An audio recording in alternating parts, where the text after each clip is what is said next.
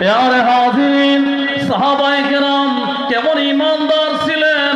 World টাইটিং এর আশিকে রাসূল ছিলেন না, তিনারা সাইনবোর্ডের আশিকে রাসূল ছিলেন না, সত্যিকার আশিকে রাসূল ছিলেন নবীর সাহাবী হযরতে আব্দুল্লাহ ইবনে উবাই। আব্দুল্লাহ ইবনে উবাই রাইসুল মুনাফিকিন, মুনাফিকদের সরদার আব্দুল্লাহ ইবনে উবাই। সেই আব্দুল্লাহ ইবনে উবাইয়ের ছেলে আব্দুল্লাহ রাদিয়াল্লাহু আনহু নবীজির বড় মাপের একজন সাহাবী। আব্দুল্লাহ ইবনে উবাই রাইসুল মুনাফিকিন একদিন আল্লাহর নবীর শানে বেয়াদবিমূলক কথা বলে, যা সহ্য করা সম্ভব নয়, একজন মুমিন মুসলমানের পক্ষে সহ্য করা সম্ভব নয়। ছেলে আব্দুল্লাহ রাদিয়াল্লাহু আনহু আল্লাহর নবীকে বলেন, আল্লাহর নবীকে গিয়া বলেন, লাউ শিতা আতাইতু বিরাসি, লাউ শিতা আতাইতু বিরাসি ইয়া রাসূলুল্লাহ ইয়া হাবিবাল্লাহ, আপনি যদি অনুমতি দিন, এই বেয়াদব বাবা, সে আমার জন্মদাতা বাবা, কিন্তু আমার কাছে বাবা এক নম্বরে নয়, আমার কাছে মা এক নম্বরে নয়, আমার কাছে সন্তান সন্ততি এক নম্বরে নয়, আমার কাছে আত্মীয় স্বজন এক নম্বরে নয়, আমার কাছে এক নম্বরে আল্লাহ রাসূল, কুরআন এবং হাদিস। সে আল্লাহর শানে বেয়াদবি করেছে, নবীর শানে বেয়াদবিমূলক কথা বলেছে। লাউ শিতা আতাইতু বিরাসি ইয়া রাসূলুল্লাহ ইয়া হাবিবাল্লাহ, আপনি যদি অনুমতি দিন, এক্ষুনি আমি আমার জন্মদাতা বাবার গর্দান উড়িয়ে দেব। আল্লাহু আকবার, আওয়াজ করে বলে আল্লাহু আকবার। ভাই দোস্তর বুজুর্গ, এই মন মানসিকতা যদি বানাতে পারি, তাহলে আমাদের ঈমান হলো এক নম্বরের ঈমান, আমাদের ঈমান হবে সাচ্চা ঈমান। আর যদি অবস্থা এমন হয়, হ্যাঁ আল্লাহকে মানি, রাসূলকে মানি, কোরআন হাদিস মানি, আলেম উলামাকে মানি, আলেম উলামার বয়ান আমি পছন্দ করি, তবে আলেম উলামার কথা যদি আমার নেতার বিরুদ্ধে চলে যায়, আলেম উলামার কথা যদি আমার নেত্রীর বিরুদ্ধে চলে যায়, আলেম উলামার বয়ান, কোরআন হাদিসের বয়ান যদি আমার দলের প্ল্যান প্রোগ্রামের বিরুদ্ধে চলে যায়, তখন আমি আর মানতে রাজি হই না, তখনই আমি আওয়াজ দেওয়া শুরু করি, এই আলেম এই ওয়াইজ কেন রাজনৈতিক বয়ান শুরু করলো, একে তাড়াতাড়ি স্টেজ থেকে নামাও। ওই নেতা নেত্রী, ওই দলের চেয়ারপারসন আল্লাহর বিরুদ্ধে কথা বলেছে, রাসূলের বিরুদ্ধে কথা বলেছে, কোরআন হাদিসের বিরুদ্ধে কথা বলেছে, এতে মনে একটু ব্যথা লাগে নাই, কিন্তু আলেম উলামা এই নাস্তিক ব্লগারদের বিরুদ্ধে যেই কথা বলেছেন, এটা সহ্য হয় না।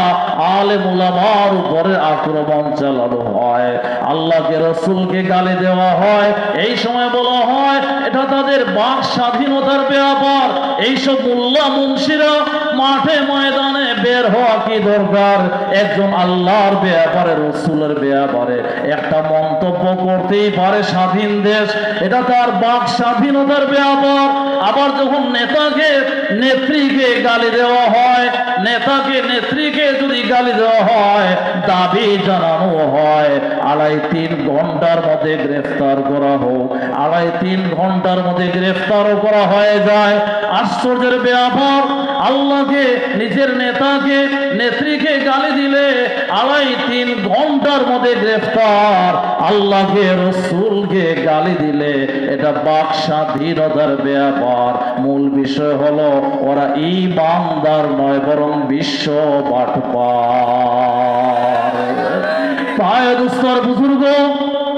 মায়াদুস্তর বুজুর্গ, সাহাবায়ে কেরামের ঈমান এক নম্বরে ঈমান ছিল, পাওয়ারফুল ঈমান ছিল।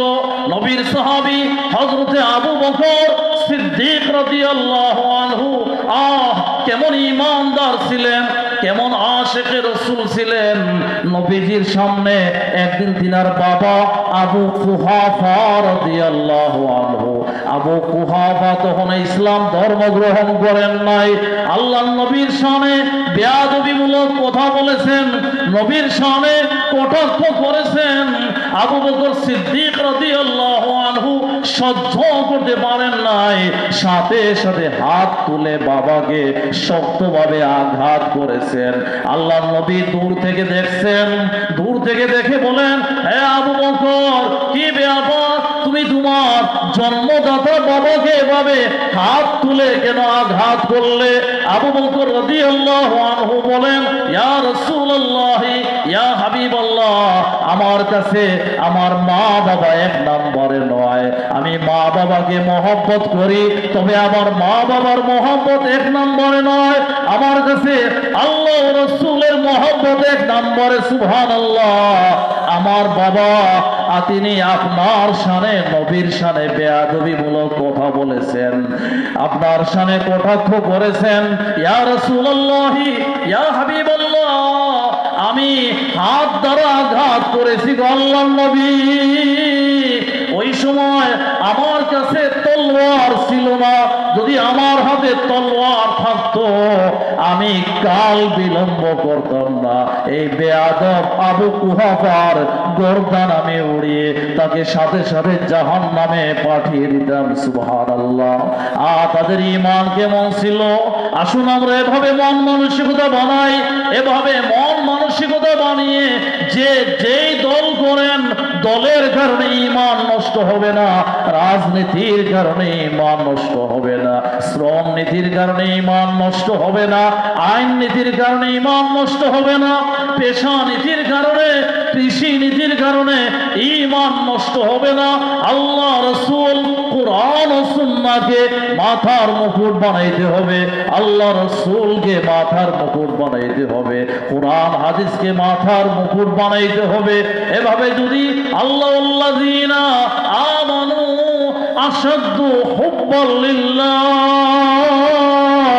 আল্লাহর মহব্বতকে এক নম্বরে মহব্বত বানাতে পারি, রসুলের মহব্বতকে যদি এক নম্বরে মহব্বত বানাতে পারি, আমি যদি ইসলাম ও ঈমানকে মাথার মুকুট বানাতে পারি, তাহলে আমার ঈমান এক নম্বরে ঈমান, আমার ইসলাম এক নম্বরে ইসলাম।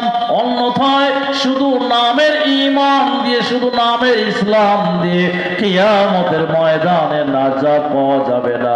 ওই কঠিন কিয়ামতের ময়দানে নামের মুসলমান হয়ে হাজিরা দিলে জাহান্নাম ছাড়া উপায় হবে না। আল্লাহ যেন আমাদেরকে সত্যিকার ঈমানদার, সত্যিকার মুসলমান হওয়ার তৌফিক দান করেন। বলি আল্লাহুম্মা আমিন।